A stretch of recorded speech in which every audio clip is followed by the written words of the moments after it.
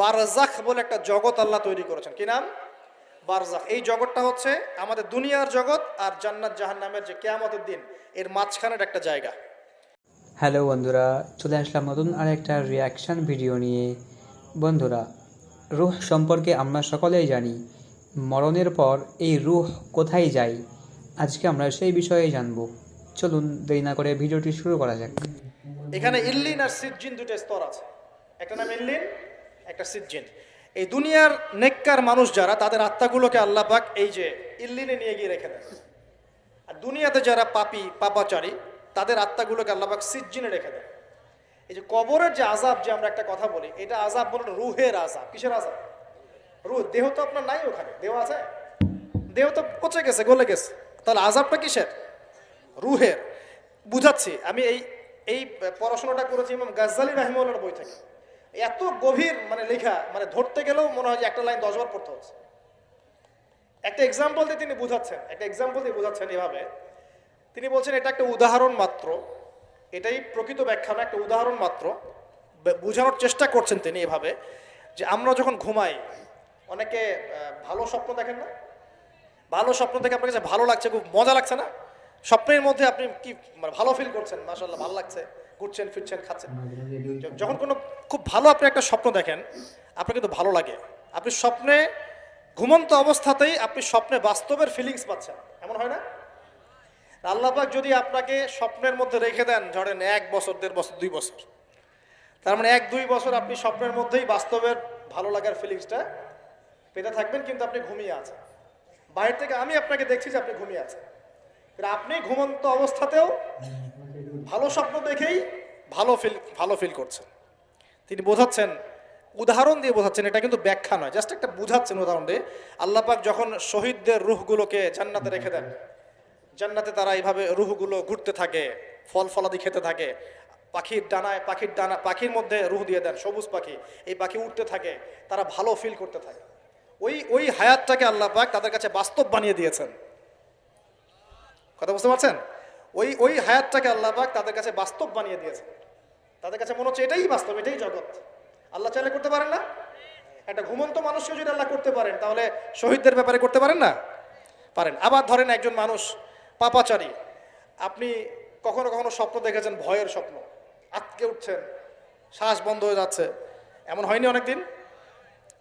আর হবে তো বেশি, কারণ কানে তো হেডফোন দিয়ে গান শোনেন, আর হেডফোন কানে দিয়ে ঘুমান, এফএম শুনতে শুনতে ঘুমান, এই এই কি করতে করতে ঘুমান। ঘুমানোর আগে তো দোয়া কালাম নাই, দোয়া কালাম মাসনুন দোয়া কালাম তো নাই, সূরা মুলক নাই, সূরা বাকারা শেষের আয়াত নাই, ইত্যাদি নাই, পবিত্রতা নাই, বিছান ছাড়েন না, লাইটস অফ করেন না।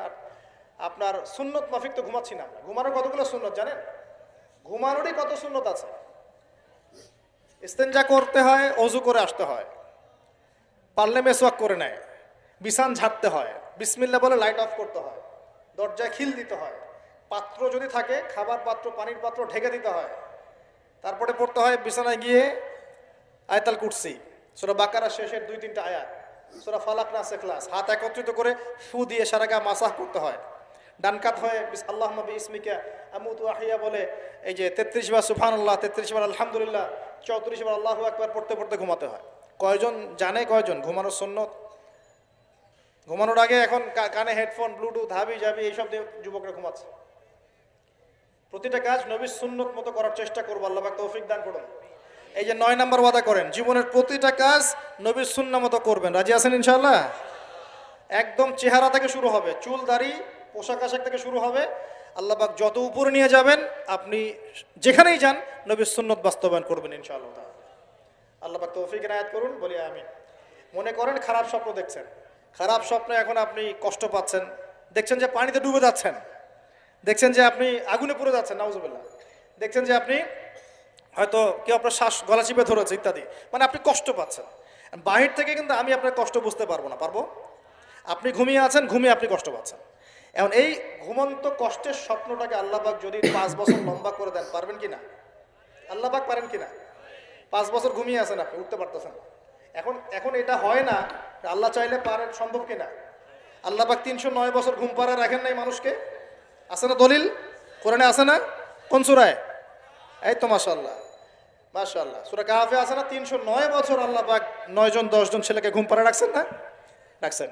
তো এখন মনে করেন যে আল্লাহ পাক আপনাকে ওই কষ্টের আযাবটাকে লম্বা করে দিলেন, কষ্টের ওই স্বপ্নটাকে লম্বা করে, তাহলে আপনি কিন্তু ঘুমের মধ্যেও কষ্ট ফিল করবেন। এখন কবরে যদি আল্লাহ পাক বারজাখের জীবনে সিজ্জিনে কিছু আত্মাকে রেখে আত্মাগুলোকে আযাব দেন এবং ওইটাকেই যদি তাদের কাছে বাস্তব ফিল দিয়ে দেন, তাহলে কি তার আযাব পাবে না? অনেক ব্যাখ্যা আছে যেগুলো নিয়ে আলাদা লেকচার দেওয়া লাগবে। এতটুকু বোঝেন যে আল্লাহ পাক ইন্নাল্লাহা আলা কুল্লি শাইইন কাদির, আল্লাহ পাক প্রতিটা বিষয় সম্পর্কে ক্ষমতাবান। আল্লাহ পাকের হাতেই সব ক্ষমতা, আল্লাহ সব করতে পারেন। যে আল্লাহ পাক আমাকে শ্বাস নেয়ার ক্ষমতা দিচ্ছেন, নিঃশ্বাস নিচ্ছি, একটা নিঃশ্বাসের দাম কি অন্য কেউ দিতে পারবে?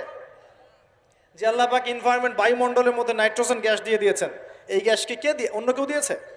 যে আল্লাহ পাক শ্বাস নেয়ার জায়গা দিয়েছেন, আমাদের হার্ট যে পাম্প করছে, জন্মের সময় থেকে পাম্প করছে, এখন পর্যন্ত থামে নাই, একদিন 1 মিনিটের জন্য থেমে গেলেই শেষ। এটা কে চালু করে রেখেছে? যে আল্লাহ এত কিছু করতে পারেন, সেই আল্লাহর পক্ষে নবী সাল্লাল্লাহু আলাইহি ওয়াসাল্লামকে তার কাছে নিয়ে যাওয়া, এই আযাবগুলো দেখানো এমন কঠিন কিছু? এগুলো নিয়েও এখন মানুষ প্রশ্ন তোলে। তো এখানে নবীজি অনেকগুলো শাস্তি দেখেছেন, তার মধ্যে একই পাপের কারণে তিনটা শাস্তি দেখেছেন। কয়টা ভাই? এই সেই বিখ্যাত পাপের নামটাই হচ্ছে সুদ। কি নাম সেই পাপের? একবার দেখেছেন কিছু লোককে রক্তের নদীতে ফেলে দিয়ে মাথা ফাটিয়ে দেওয়া হচ্ছে। জিজ্ঞাসা করলেন এরা কারা? জিবরাইল আলাইহিস সালাম বলছেন এরা আপনার উম্মতের সেই সব ব্যক্তি যারা সুদখোর ছিল। রক্তের নদী কেন? কারণ রক্ত চুষে খাইতো তারা মানুষ। মাথা কেন ফাটাই দেওয়া হচ্ছে? কারণ এই মাথা দিয়ে বলেছিল ইন্নামাল বাইউ মিসলুর রিবা, ব্যবসা সুদ একই জিনিস। এই শয়তানি মাথা থেকে বেরোছে, এই কারণে মাথা ফাটিয়ে দেওয়া হচ্ছে। আর একটা শাস্তি দেখেছেন, তারা পাথর খাচ্ছে, পাথর, বড় বড় পাথর খাচ্ছে, পিছনের রাস্তা দিয়ে পাথর বের হয়ে যাচ্ছে। জিজ্ঞাসা করলেন কাদের কি কারণে শাস্তি দেওয়া হচ্ছে? জিবরাইল আলাইহিস সালাম বললেন এটাও সুদের কারণে। 3 নাম্বারটা দেখেছেন তিনি, যে কিছু মানুষ শুয়ে আছে আর এই পেটটা, এই বাড়ি, আমাদের বাড়ি যেমন উঁচু, বাড়ির মতো উঁচু হয়ে আছে পেটটা, আর পেটের ভিতরে অজগরের মতো বড় বড় সাপ কিলবিল কিলবিল করছে। এই 3টা শাস্তি তিনি দেখেছেন। দেখে জিবরাইল আলাইহিস সালামকে বলছেন এই 3টা শাস্তি কি কারণে? 3টার ক্ষেত্রেই জিবরাইল আলাইহিস সালাম বলেছেন সুদের কারণে, সুদের কারণে, সুদের কারণে। আল্লাহ পাক আমাদেরকে হেফাজত করুন বলি। 10 নাম্বার নিয়াত, আমরা সবাই হালাল খাওয়ার চেষ্টা করবো ইনশাআল্লাহ। আমরা হারামের দিকে যাবো না ইনশাআল্লাহ। হালাল রিজিক আল্লাহ যতটুকু দিবেন এতটুকুতে সন্তুষ্ট থাকবো ইনশাআল্লাহ। এবং যদি আমি সামর্থ্যবান হই, ধনী হতে আল্লাহ পাক নিষেধ করেন নাই, ধনী হতে আল্লাহ নিষেধ করেন নাই, ব্যবসা করতে নিষেধ করেন নাই, ধন সম্পদ আল্লাহ পাক অর্জন করতেও নিষেধ করেন নাই, কিন্তু দুনিয়ার পূজা করতে আল্লাহ নিষেধ করেছে, দুনিয়ার মোহে ডুবে যেতে আল্লাহ নিষেধ করেছেন। সম্পদ ওসমান রাদিয়াল্লাহু আনহুরও ছিল, কিন্তু সেই সম্পদ তিনি তার প্রয়োজনে যতটুকু লাগতো এতটুকু ব্যয় করতেন, বাকিটা আল্লাহর রাস্তায় ব্যয় করতেন। ওসমান রাদিয়াল্লাহু আনহুর মতো ধনী হতে কোনো সমস্যা আছে? ওর আপত্তি আছে? একটা আমল তার জীবনী থেকে পাওয়া যায়, এটা পড়ে আমার কাছে এত নিজেকে এত ছোট মনে হচ্ছে। তো বন্ধুরা, আজকের ভিডিওটি এই পর্যন্তই। ভিডিওটি কেমন লাগলো তা অবশ্যই কমেন্টে জানাবেন, এবং আমাদের চ্যানেলে যদি নতুন হয়ে থাকেন তো চ্যানেলটিকে সাবস্ক্রাইব করে আমাদের পাশে থাকবেন।